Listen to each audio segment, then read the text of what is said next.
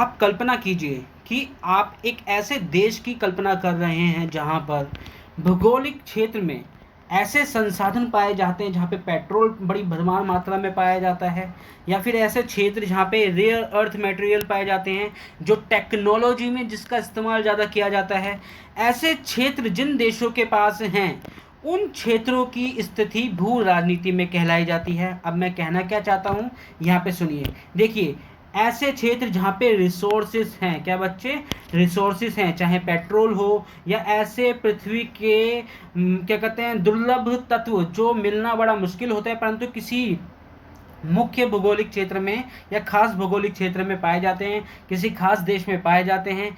ऐसे में उस देश को लेकर विश्व के अंदर एक राजनीति की शुरुआत होती है जिसे हम कहते हैं जियोपॉलिटिक्स या फिर भू राजनीति। यहाँ पे मैं कहने क्या कोशिश कर रहा हूँ, देखो, जो देश अपने जमीन के अंदर ऐसे तत्व समेटे हुए हैं जो विश्व की जो ताकतवर देश है, जैसे अमेरिका हो गया, चाइना हो गया या रशिया हो गया, इन देशों का ध्यान अपनी ओर आकर्षित कर लेते हैं। और ये जो ताकतवर देश है, अमेरिका हो या चाइना हो या रशिया हो, इन क्षेत्रों में, चाहे जैसे मैंने बताया ना कि ऐसे देश जहाँ पे पेट्रोल पाया जाता है, ऐसे देश जहाँ पे ऐसे तत्व पाए जाते हैं जो टेक्नोलॉजी में इस्तेमाल किया जाता है, जैसे जिसे हम कहते हैं रेयर अर्थ मटेरियल, तो इन क्षेत्रों को लेकर, इन भौगोलिक क्षेत्रों को लेकर विश्व के अंदर भू राजनीति की शुरुआत हो जाती है या भू राजनीति शुरू हो जाती है। और ऐसे में हम देखते हैं कि विश्व के जो ताकतवर देश हैं वो आपस में लड़ना शुरू करते हैं ऐसे क्षेत्रों के पाने के लिए जो जो अपने आप में बहुत सारे संसाधन समेटे हुए हैं।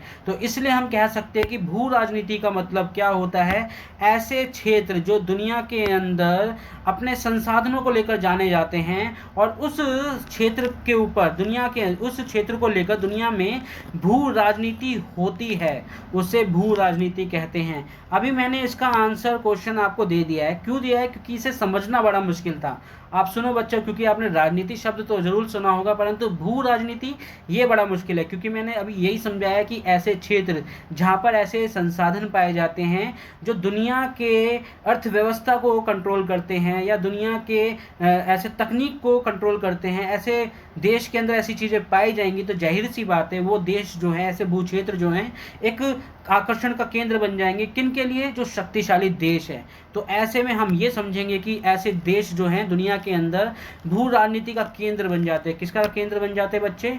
भू राजनीति का केंद्र बन जाते हैं। देखो, अगर हम इसे लाइन से समझें तो भूगोल और संसाधन के आधार पर, यानी कोई देश है जिसकी भौगोलिक स्थिति कुछ खास जगह पे है या फिर उस भूगोल के अंदर संसाधन ऐसे खास पाए जाते हैं, जैसे मैंने बताया पेट्रोल, या फिर ऐसे ऐसे तत्व जो तकनीक में या टेक्नोलॉजी में इस्तेमाल किए जाते हैं वो मिलते हैं। इसके आधार पर राजनीति और शक्ति का अध्ययन, यानी कहने का मतलब कि भाई ये जो दो शब्द, दो टर्म पड़े ना अपने, भूगोल और संसाधन, इसके आधार पर राजनीति में शक्ति का अध्ययन किया जाता है। किसका अध्ययन किया जाता है? शक्ति का अध्ययन किया जाता है। और ये भू राजनीति से संबंधित है। ये किससे संबंधित है? भू राजनीति से संबंधित है। इसलिए हम इसे कहते हैं भू राजनीति। क्या बेटा? भू राजनीति। क्योंकि ऐसे देश दुनिया को अपनी ओर आकर्षित करते हैं और जो ताकतवर देश होते हैं वो इन क्षेत्रों में जहाँ पे ऐसे तत्व मिलते हैं, ज़रा ध्यान से सुनो, ऐसे तत्व मिलते हैं या ऐसे रिसोर्सेज, संसाधन मिलते हैं जो दुनिया में कहीं और नहीं मिल रहे, तो दुनिया के अंदर उन क्षेत्रों को लेकर क्या शुरू हो जाती है? भू राजनीति शुरू हो जाती है। तो दोस्तों, आपको मैं उम्मीद करता हूँ आपको ये पॉइंट समझ में आ रहा होगा। थोड़ा टेक्निकल था, समझ में आ गया होगा क्योंकि मैंने इसे बहुत आसान से समझाया है। आगे दूसरा पॉइंट पढ़ते हैं। आधुनिक भू राजनीति में, क्या बच्चे? आधुनिक भू राजनीति में, ये हो गया ना, आधुनिक भू राजनीति में सबसे महत्वपूर्ण संसाधन किसे माना जाता है? अगर देखा जाए तो जिसने पश्चिमी एशिया के संघर्षों को प्रभावित किया है, यानी एशिया के अंदर एक तरह से संघर्ष होने शुरू हो गए हैं। किस चीज़ को लेकर? उस संसाधन को लेकर जिसे हम भू राजनीति के तौर पे जानते हैं। भाई, भू राजनीति का भी मैंने ऊपर मतलब समझाया है पहले पॉइंट के अंदर कि राजनीति में सबसे महत्वपूर्ण संसाधन किसे माना जाता है। तो आज के समय में हम बात करते हैं ऑयल, यानी तेल, पेट्रोल, तेल। समझ में आ रहा है आपको? अगर मैं आपको एक फैक्ट बताऊं तो दुनिया में अगर पेट्रोल के बाद, यानी आप जानते हो कि खाड़ी देशों के पास पेट्रोल का भरमार है, उनके संसाधन के तौर पे जाना जाता है। खाड़ी देशों के अगर अर्थव्यवस्था जो चलती है, उनके ज़मीन से निकलने वाला पेट्रोल ही है। क्या बच्चे? पेट्रोल ही है। ज़मीन में से अगर पेट्रोल ना निकले तो वो देश बहुत गरीबी की स्थिति में रह जाएगा, क्योंकि उसके पास तेल के अलावा कुछ नहीं होगा तो मान के चलिए उसके पास बेचने लायक दुनिया के में कुछ हो रहेगा नहीं। तो ऐसे में वो एक गरीब देश बन के रह जाएगा। परंतु भगवान की भी इच्छा थी या ईश्वर की भी इच्छा थी कि भाई ऐसे संसाधन जो है उसकी धरती पे निकले, जिसकी वजह से उस देश के पास आज के समय में अर्थव्यवस्था बहुत महत्वपूर्ण अर्थव्यवस्था भी बहुत तेज गति से भाग रही है। और साथ साथ इन तेल पे जो कंट्रोल कर रहे हैं, जैसे खासतौर पे अमेरिका, यूएसए, रशिया या चाइना, तो ये देश भी चाहते हैं कि भाई दुनिया के अंदर इन क्षेत्रों पर इनका नियंत्रण हो सके। और आज के समय में अगर देखा जाए तो अमेरिका, क्या बच्चे? यूएसए यानी अमेरिका जो है इन क्षेत्रों पे अपना नियंत्रण जमाए हुए है, और दुनिया की अर्थव्यवस्था पे भी नियंत्रण अमेरिका का ही है। तो यहाँ पे बात आपको समझ में आ गई होगी। आधुनिक भू राजनीति में सबसे महत्वपूर्ण संसाधन किसे माना जाता है? जिसे पश्चिमी एशिया के संघर्षों को प्रभावित किया है, यानी एशिया के पश्चिम हिस्से में काफ़ी संघर्ष होते हैं। किसको लेकर? तेल को लेकर। और ये तेल क्या है? अपने आप में भू राजनीति का सबसे महत्वपूर्ण संसाधन है। यहाँ पे आपको बात समझ में आ गई। मैं फैक्ट्स की बात कर रहा था। एप्पल कंपनी के बाद दुनिया में अगर कोई चीज़ ज़्यादा मुनाफा कमा रही है तो वो पेट्रोल तेल ही है। तो यानी आप मान के चल सकते हो पेट्रोल तेल इस मानव इतिहास में सबसे ज़्यादा मुनाफा कमाने वाला उत्पादन है। और दुनिया के अंदर जो अर्थव्यवस्था चलती है, जो परिवहन क्षेत्र चलता है, वो इसी एनर्जी से, इस संसाधन से चलता है। आज के समय में नए नए ऑप्शन ढूंढे जा रहे हैं, कारगर हैं, जो कि आज से भविष्य में यानी 30-40 साल बाद हम देखेंगे बिल्कुल तेल का इस्तेमाल कम हो जाएगा। तो देखने लायक ये बात रहेगी जो एशिया का जो पश्चिमी हिस्सा है वे अपनी अर्थव्यवस्था को किस तरह से आगे बढ़ाएंगे, इनके भी सामने एक चैलेंज दिखेगा। क्वेश्चन नंबर 3 हम देखते हैं कि किस अंतर्राष्ट्रीय समझौते के अंतर्गत ग्रीन हाउस गैसों के उत्सर्जन को कम करने के लिए विकसित देशों को कानूनी रूप से बाध्यकारी लक्ष्य तय किए गए हैं। अब ये कह क्या रहा है? देखो, ये बोल रहा है कि किस अंतर्राष्ट्रीय समझौते के तहत। एक अंतर्राष्ट्रीय समझौता है, एक ये कीवर्ड आपने नोट डाउन करा। तो इसमें आपने समझा कि एक अंतर्राष्ट्रीय समझौते के अंतर्गत, यानी इस समझौते में क्या हुआ, ग्रीन हाउस गैस, जैसे आपने सुना होगा CFC, है ना, HFC, ये गैस होती हैं ग्रीन हाउस गैस। इन गैसों के उत्सर्जन को कम करने के लिए, यानी जो गैसें निकलती हैं जिससे पर्यावरण साथ साथ हम देखते हैं जो ओजोन लेयर है वो डिक्रीज होती जा रही है, वो कमज़ोर होती जा रही है, उसको कम करने के लिए विकसित देशों के कानूनी रूप से बाध्यकारी लक्ष्य तय किए गए हैं। किसको बाध्यकारी किया गया है? एक तरह से देखा जाए विकसित देशों को। किसको बाध्य किया गया है? विकसित देशों को। विकसित देशों को यहाँ पे बाध्य यानी एक तरह से मजबूर किया गया है इन कानून से बदलने के लिए। तो ये चीज़ इस क्वेश्चन में आपको समझ में आ रही होगी। एक अंतर्राष्ट्रीय समझौता हुआ जिससे ग्रीन हाउस गैसों को उत्सर्जन को लेकर बात की जा रही है, वो अंतर्राष्ट्रीय समझौता था क्योटो प्रोटोकॉल। क्या बच्चे? Kyoto protocol. ये 1997 में कहाँ हुआ था? जापान के अंदर एक जगह है। कहाँ बच्चे? जापान के अंदर 1997 में। ये आप डेट लिख सकते हो। क्योटो प्रोटोकॉल जो है 1997 के अंदर जापान के अंदर एक जगह है क्योटो, वहाँ पर ये अंतर्राष्ट्रीय समझौता होते हैं। और ये बताया जाता है कि भाई जो ग्रीन हाउस गैसों का जो उत्सर्जन है, यानी आप समझ सकते हो कि आपके घरों में फ्रिज है, AC है, इनमें से गैस ज़्यादा निकलती है, उसे हम कह सकते हैं ग्रीन हाउस गैस। और ये बताने की कोशिश कर रहा है कि भाई इस समझौते में कि जो बाध्य है, जिस पे ज़्यादा एक तरह से रूल्स रेगुलेशन लगाए जाएंगे, वो देश होंगे विकसित देश, यानी उत्तरी गोलार्ध के देश। उत्तरी गोलार्ध के देश होते हैं और दूसरा दक्षिणी गोलार्ध के देश होते हैं। उत्तरी गोलार्ध के देश जो हैं ऐसे देश होते हैं जहां पर विकसित देशों, जिन्हें विकसित देश भी कहा जाता है, उत्तरी गोलार्ध के अंदर विकसित देशों का एक समूह पाया जाएगा। और ये उत्तरी गोलार्ध वो एक तरह से वो गोलार्ध है जहाँ पे सबसे पहले औद्योगिक क्रांति हुई थी, और औद्योगिक क्रांति साल 1750 में हुई थी, जिसकी वजह से पर्यावरण में काफ़ी सारे नुकसान झेलने को मिले थे। और तब से लेके आज तक पर्यावरण को सबसे ज़्यादा नुकसान पहुंचाने में कोई एक जिम्मेदार है तो वो उत्तरी गोलार्ध यानी विकसित देश हैं। जब मैं बात करता हूँ उत्तरी गोलार्ध, तो इसका मतलब होता है ऐसे देश जो विकसित हो चुके हैं, जहाँ पे औद्योगिक क्रांति हो चुकी है, जहाँ पे उत्पादन बड़ी मात्रा में होता है, पर्यावरण को नुकसान भी बहुत तेज गति से होता है। तो यहाँ पे हमने ये आज क्या समझा, इस पॉइंट्स में क्या समझा कि क्योटो प्रोटोकॉल एक ऐसा समझौता था, अंतर्राष्ट्रीय समझौता, जिसमें ग्रीन हाउस गैसों को कम करने के लिए विकसित देशों पर कानूनी रूप से बाध्यकारी लक्ष्य तय किए गए। यानी जो ज़्यादा जिम्मेदार है पर्यावरण को नुकसान पहुंचाने के लिए, उसी को ज़्यादा बाध्य तौर पे या बाइंडिंग टारगेट्स कर दिया गया, उसी को ज़्यादा क्या कहते हैं रूल्स में रखा गया है, और वो हैं विकसित देश। ठीक है बच्चे। पॉइंट 4 है, क्योटो प्रोटोकॉल में किस सिद्धांत को अपनाया गया है जिसके तहत विकसित देशों पर ज़्यादा जिम्मेदारी डाली गई। देखो ये बोल रहा है कि सिद्धांत को अपनाया गया है, यहाँ पे ये नहीं बोला है कि सिद्धांत को बनाया गया है, तो ये दोनों में अंतर है। ठीक है, आपके सामने क्वेश्चन नंबर 4 है, जिसमें आपको एक सिद्धांत के बारे में पढ़ने को मिलेगा कि भाई ऐसा कौन सा सिद्धांत है जो यहाँ पर डाला गया, यानी एक तरह से विकसित देशों पर ज़्यादा जिम्मेदारी डाली गई है, जिसके तहत विकसित देशों पर ज़्यादा जिम्मेदारी डाली गई है, लेकिन अलग अलग जिम्मेदारी। देखो विकसित देशों पर ज़्यादा जिम्मेदारी डाली गई है, साझा लेकिन भिन्न भिन्न जिम्मेदारी, यानी साझा लेकिन भिन्न भिन्न जिम्मेदारी। कॉमन बट डिफरेंस रिस्पॉन्सिबिलिटी, इसका मतलब क्या होता है, ये ध्यान रखना कि क्योटो प्रोटोकॉल में इस सिद्धांत यानी किस सिद्धांत को अपनाया गया है जिसके तहत विकसित देशों पर ज़्यादा जिम्मेदारी डाली गई है। अगर हम बात करें तो अगर इस सिद्धांत का मतलब क्या होता है, देखो पहले तो आपको ये कीवर्ड को ध्यान रखना है कि साझा लेकिन अलग अलग जिम्मेदारी, यानी भिन्न भिन्न जिम्मेदारी। इसका मतलब ये होता है कि भाई दुनिया के अंदर जो पर्यावरण को नुकसान पहुंचाने वाले देश हैं वो हैं उत्तरी गोलार्ध के देश। जब मैं बात करता हूं उत्तरी गोलार्ध, तो आपको ये नोट डाउन करना है कि उत्तरी गोलार्ध का मतलब होता है विकसित देश। उत्तरी गोलार्ध का मतलब क्या होता है, विकसित देश। और यहाँ पर पर्यावरण को सबसे ज़्यादा नुकसान पहुंचाने में विकसित देशों की सबसे ज़्यादा भूमिका देखने को मिलती है। ठीक है बच्चे, यहाँ पे हम एक तरफ लिखते हैं विकसित देश,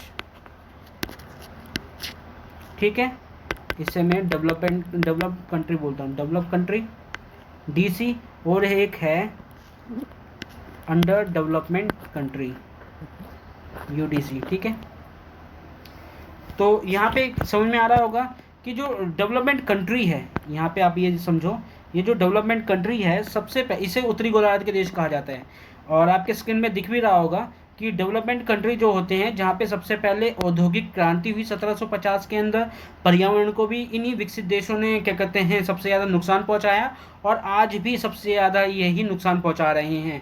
और एक है अंडर डेवलपमेंट कंट्री, यानी ऐसे देश जिनका जो कि अभी विकास की प्रक्रिया में है, जो विकसित नहीं हुए, और एक ऐसे देश हैं जो विकसित हो चुके हैं। तो दोनों में अंतर है। अब जो विकसित हो चुके हैं ना, ये वाले जो हैं, इन्होंने पर्यावरण को सबसे ज़्यादा नुकसान पहुंचाया है, और एक वो हैं जो अंडर डेवलपमेंट कंट्री हैं, जो अभी क्या कर रहे हैं, पर एक तरह से विकास कर रहे हैं, विकसित नहीं हुए हैं, एक तरह से विकसित होने की दिशा में हैं, विकास प्रक्रिया में चल रहे हैं, विकासशील देश हैं, अंडर डेवलपमेंट कंट्री हैं। तो इसका सीधा सा मतलब ये हुआ कि जो ज़्यादा क्या कहते हैं, जिन्होंने ज़्यादा उत्पादन करा है, जो ज़्यादा विकसित हो चुके हैं, उन्होंने ही पर्यावरण को ज़्यादा नुकसान पहुंचाया है। एक बार बताइए, यहाँ पे एक आपने लाइन पढ़ी है, कौन सी, साझा लेकिन अलग अलग जिम्मेदारी।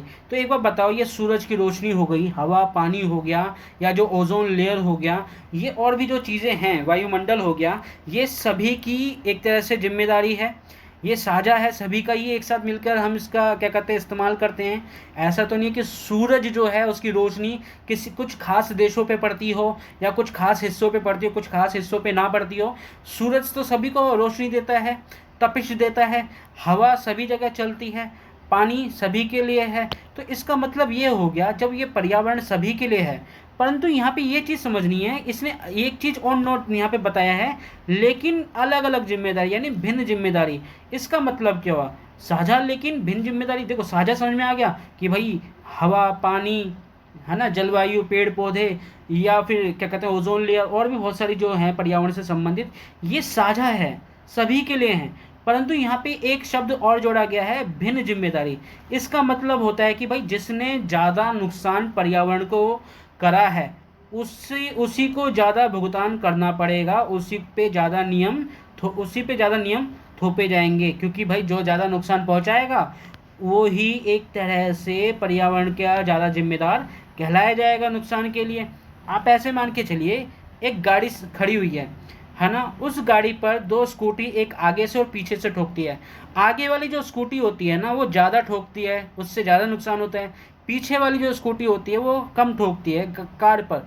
तो इसका सीधा सा मतलब हुआ जो ज़्यादा नुकसान करेगा वो ज़्यादा भरपाई करेगा, जो कम नुकसान करेगा वो कम भरपाई करेगा। तो इसे हम ऐसे समझते हैं साझा लेकिन भिन्न भिन्न जिम्मेदारी में। पर्यावरण को भी लेकर हम ऐसे ही समझते हैं कि विकसित देशों ने ज़्यादा नुकसान करा है तो जाहिर सी बात है विकसित देश ही ज़्यादा भरपाई करेंगे, और जो विकासशील देश हैं यानी अंडर डेवलपमेंट कंट्री हैं, इन देशों ने कम नुकसान पहुंचाया है तो इन पे कम प्रतिबंध और कम एक तरह से नुकसान की भरपाई करेंगे। परंतु साझा सभी के लिए, हवा पानी सभी के लिए साझा है लेकिन जिम्मेदारी अलग है, कॉमन बट डिफरेंस रिस्पॉन्सिबिलिटी। मैं उम्मीद करता हूँ मैं आपको समझा पा रहा हूँगा।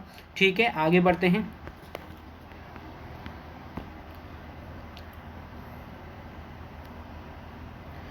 संयुक्त राष्ट्र महासभा, क्या बच्चे?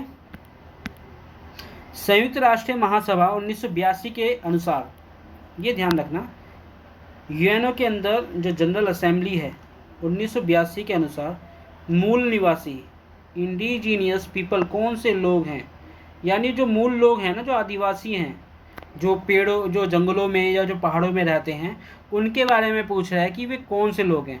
तो यूएनओ की महासभा ने 1982 के अनुसार मूल निवासी कौन से लोग हैं इसमें बताया गया वे लोग हैं जो किसी देश या क्षेत्र में प्राचीन काल से बसे हुए हैं, यानी ये अपने इतिहास में किसी भी देश के अपने पुराने इतिहास से जो बसे हुए हैं और अपनी परंपरागत संस्कृति को आज भी संभाले हुए हैं, उसे अपने जीवन शैली में अपनाते हैं, उन्हें कहा जाता है मूल निवासी। यानी जो उनका पहनावा है, जो उनका खान पान है, जो उनकी भाषा है, आज के आधुनिक समाज जैसी नहीं है, वही प्राचीन समय से जो चलती आ रही भाषाएं हैं, वेशभूषा है, खान पान है, वैसी उसी स्टाइल पे जो जीवन जी रहे हैं उसे क्या कहा जाता है?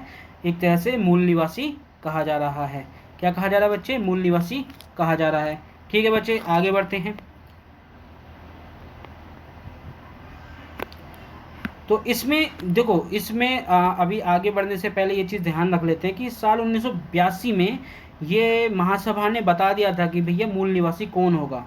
यूएनओ की महासभा ने बता दिया था कि मूल निवासी कौन होगा। ये ध्यान रखना है कि कब बताया था, ये भी अपने आप में एक क्वेश्चन बनकर आ सकता है। ठीक है, मूलवासी अपनी जमीन और प्राकृतिक संसाधनों पर क्यों अधिकार की मांग करते हैं? कोई एक कारण लिखिए। देखो, अपनी परंपरागत संस्कृति और जीवन शैली की रक्षा के लिए, जो उनकी परंपरागत संस्कृति है, जो लंबे समय से यानी प्राचीन समय से उनकी संस्कृति चलती आ रही है, यानी पापा के पापा के पापा ने यानी दादा ने अपनाई, फिर उसके बेटे ने अपनाई, फिर उसके बेटे ने अपनाई। तो ऐसी संस्कृति जो चलती आ रही है और जो काफ़ी लंबे समय से चलती आ रही है, और जीवन शैली की रक्षा के लिए, यानी जो उनका जो लाइफ स्टाइल है उसकी रक्षा के लिए, अपने जीवन यापन के लिए, यानी अपने जीवन को चलाने के लिए जो संसाधनों का यूज़ करते हैं, मतलब अपने संसाधनों का इस्तेमाल करने की बात करते हैं, क्योंकि जो जहाँ रह रहा है उसके संसाधन पर भी, उस संसाधन पर भी उन्हीं लोगों का अधिकार होना चाहिए। यानी मूल निवासी कौन है? जो अपनी ज़मीन और प्राकृतिक संसाधनों पर लंबे समय से चले आ रहे हैं, रहते आ रहे हैं, और परंपरागत संस्कृति भी उसी जगह पे अपने निभा रहे हैं, साथ साथ जीवन शैली की भी रक्षा वो करते हैं, अपने जीवन यापन को भी जीवित रखते हैं। तो ऐसे में हम समझ सकते हैं कि मूल निवासी ये हैं। तो गुट निरपेक्ष आंदोलन, ये काफ़ी इंपॉर्टेंट है, ध्यान रखना। गुट निरपेक्ष आंदोलन, गुट निरपेक्ष आंदोलन नॉन अलाइनमेंट मूवमेंट के संस्थापक नेताओं में से किन्हीं दो के नाम लिखिए। देखो, 5 संस्थापक देश हैं। कितने संस्थापक देश हैं? 5 संस्थापक देश हैं नॉन अलाइनमेंट मूवमेंट। और जवाहरलाल नेहरू पहले हैं, जो कि भारत के प्रधानमंत्री भी रह चुके हैं, और मार्शल टीटो जो कि यूगोस्लाविया के हैं। या इसके अलावा अगर हम देखें 3 अन्यों के नाम, अब्दुल नासिर हैं सुकर्णो जो कि इंडोनेशिया के, क्वामे एनुक्रुमा जो कि अफ्रीका के हैं, गमाल अब्दुल नासिर इजिप्ट के थे। ठीक है, ये जो 5 जो लोग हैं, इन्होंने नॉन अलाइनमेंट मूवमेंट की स्थापना करी थी, या गुट निरपेक्ष आंदोलन की स्थापना करी थी। क्वेश्चन नंबर 8, शॉक थेरेपी का क्या अर्थ है? किसका बच्चे? शॉक थेरेपी का क्या अर्थ है? सोवियत संघ के पतन के बाद साम्यवाद से पूंजीवाद की ओर एक तरह से जो संक्रमण था, यानी साम्यवाद से पूंजीवाद की ओर एक तरह से जो संक्रमण था, राज्य नियंत्रित व्यवस्था से अचानक बाजारवादी या फिर निजी हाथों में पहुंच जाना, व्यवस्था में संक्रमण का कष्टदायक मॉडल ही क्या कहलाया जाता है? Shock therapy. देखो, इसे और आसान भाषा में समझेंगे तो ऐसे पाएंगे कि सोवियत संघ जो था ना, उसकी व्यवस्था थी, जो देश जिस व्यवस्था से काम कर रहा था वो साम्यवाद था। अब साम्यवाद में होता क्या है? साम्यवाद में ये होता है, जितने भी देश के संसाधन हैं, फैक्ट्री उद्योग धंधे हैं, या जो भी चीज़ें हो रही हैं, वो सरकार के नियंत्रण में है। किसके नियंत्रण में है? सरकार के नियंत्रण में है। तो क्या होता है कि सोवियत संघ का जब विघटन होता है, कुछ समस्या पैदा होती हैं, कुछ नहीं, बहुत सारी समस्या जब पैदा होती हैं, तो साम्यवाद से ये अपनी विचारधारा बदलकर पूंजीवाद की ओर कर लेता है। किसकी ओर कर लेता है? पूंजीवाद की ओर कर लेता है। आपको एक और समझना है कि साम्यवाद से पूंजीवाद की ओर का मतलब ये है कि जो क्या कहते हैं, उद्योग धंधे सरकार के नियंत्रण में थे, वो सभी उद्योग धंधे सरकार के नियंत्रण से किसके हाथों में आ गए? निजी हाथों में। यानी व्यक्तियों ने अपना पैसा लगा के वो उद्योग धंधे जो हैं औने पौने दामों में खरीद लिए। जिससे होता क्या है, एक तरह से संकट का सामना करने को मिलता है, एक तरह से उसको नुकसान होता है, शॉक लगता है, ठीक है। परंतु रूस को या यूएसएसआर को चाहिए, रूस को चाहिए था निजी तंत्र या निजी व्यवस्था या पूंजीवादी व्यवस्था। तो भाई हाँ, ये भी कह सकते हैं कि थेरेपी ये होती है कि भैया समाजवाद से पूंजीवाद की ओर चले जाना, एक तरह से ये उसकी वो क्या कहते हैं, थेरेपी के तौर पे था। परंतु नुकसान ज़्यादा देखने को मिला। यहाँ पर नुकसान के बारे में हम ज़्यादा चर्चा करते हैं किताब के अंदर। मैंने पिछली वीडियो के अंदर इसके बारे में खूब अच्छे से चर्चा भी की है। कुछ वीडियो ऐसी हैं, आप प्ले लिस्ट पर जाओगे तो सोवियत संघ के विघटन के परिणामों में आपको मैंने इसको खुल के बताया है, काफ़ी सारे पॉइंट्स को मैंने डिस्कशन कराया है। तो ये आपको ध्यान रखना चाहिए, ठीक है। वहाँ पर जाकर आप देख सकते हो, क्योंकि यहाँ पर एक नंबर के क्वेश्चन है, तो इसलिए ज़्यादा समय नहीं देना है इन चीज़ों पर। तो यहाँ पे बात समझ में आ गई आपको। क्वेश्चन नंबर 9 कि यूरोपीय संघ की स्थापना कब हुई थी? यूरोपीय संघ की स्थापना कब हुई थी? देखो, अगर हम बात करते तो यूरोपीय संघ की स्थापना 1992 में हो गई थी, परंतु मास्ट्रिक्ट संधि 1993 में लागू हुई थी। 1993 में लागू होने के बाद हम कह सकते हैं 1993 में यूरोपीय संघ की स्थापना हो गई थी। परंतु 1992 में, कब बच्चे? 1992 में हम कहते हैं यूरोपीय संघ बन गया था, और मास्ट्रिक्ट संधि जो है 1993 में लागू हो जाती है, तो हम कह सकते हैं कि यूरोपीय संघ की भी स्थापना हो गई थी, ठीक है। यहाँ पे थोड़ी टेक्निकल चीज़ें हैं, आपको ध्यान रखना है। आप मेरी पिछली वीडियो पे जाओगे तो मैंने उसे बहुत अच्छे से समझाया है। क्वेश्चन नंबर 10, सार्क का पूर्ण रूप क्या है? पूर्ण का मतलब उसकी फुल फॉर्म क्या है? यानी दक्षिण एशियाई क्षेत्रीय सहयोग संगठन, यानी south Asian associate regional cooperation, इसे सार्क कहा जाता है। इसकी स्थापना कब होती है? 1985 में सार्क की स्थापना होती है। आइए आपको बात समझ में, ठीक है। क्वेश्चन नंबर 11, सुरक्षा परिषद में स्थायी सदस्यों की संख्या कितनी है? ये भी पिछली मैंने काफ़ी वीडियो बना चुका हूँ, इसके ऊपर लॉन्ग वीडियो बना चुका हूँ, मैं ज़्यादा समय नहीं लूँगा। 5 इसके परमानेंट सदस्य हैं, ठीक है। सुरक्षा परिषद के अंदर कुल मिला के 15 सदस्य, जिनमें से 5 ऐसे सदस्य हैं जो कि परमानेंट हैं, और 10 ऐसे हैं जो कि टेम्पररी हैं, यानी अस्थायी। क्वेश्चन नंबर 12, वैश्वीकरण का कोई एक राजनीतिक परिणाम लिखिए। क्या बच्चे? वैश्वीकरण का कोई एक राजनीतिक, यानी भाई वैश्वीकरण हुआ, कुछ क्या उसका कोई रिजल्ट निकल कर आया? अगर हम देखें तो वो राजनीति के परिप्रेक्ष्य में पूछ रहा है, राजनीति के नज़रिए से पूछ रहा है कि राजनीतिक तौर पे कोई रिजल्ट निकल कर आया है वैश्वीकरण का, तो हम बोलेंगे हाँ। तो 2 परिणाम है, राज्य की क्षमता में कमी आई है, राज्य जो है अपने फैसले लेने में कमज़ोर हुआ है, राज्य की संप्रभुता कमज़ोर हुई है, अथवा कल्याणकारी हाथों से राज्य जो है निकल चुका है, वो निजी हाथों में चले गया है। प्रौद्योगिकी यानी जो टेक्नोलॉजी के प्रसार से राज्य का अपने नागरिकों पर अधिक नियंत्रण स्थापित करना हो गया है। एक तरह से अगर हम देखें, ये क्वेश्चन जो 1-1 नंबर के हैं हम इस वीडियो में कवर कर चुके हैं। मैं ये नहीं कहता कि ये जो वीडियो है ये इनफ रहेगी, नहीं, ये मदद ज़रूर करेगा आपको एग्ज़ाम में, आपका एक विश्वास बढ़ाने को लेकर। एग्ज़ाम में जब आप बैठोगे तो हो सकता है यहाँ से 2 या 3 क्वेश्चन आपको पल्ले मिल जाएं आपके एग्ज़ाम, क्या कहते हैं, क्वेश्चन पेपर के अंदर। तो इसको ऐसे हल्के में नहीं लेना है। हाँ, ये काफ़ी भी नहीं है, मुझे और वीडियो बनानी है ताकि आप तक और इन्फॉर्मेशन या जो क्वेश्चन आंसर हैं पहुँच सके, ठीक है। आज के लिए इतना ही, धन्यवाद। अगली वीडियो में जल्द लाऊँगा, तब तक के लिए आप इस वीडियो को लाइक कीजिए, सब्सक्राइब कीजिए, चैनल को और दोस्तों तक ये वीडियो शेयर कीजिए और कमेंट में ज़रूर पूछ सकते हो कोई भी आपका डाउट हो तो। आज के लिए इतना ही, धन्यवाद।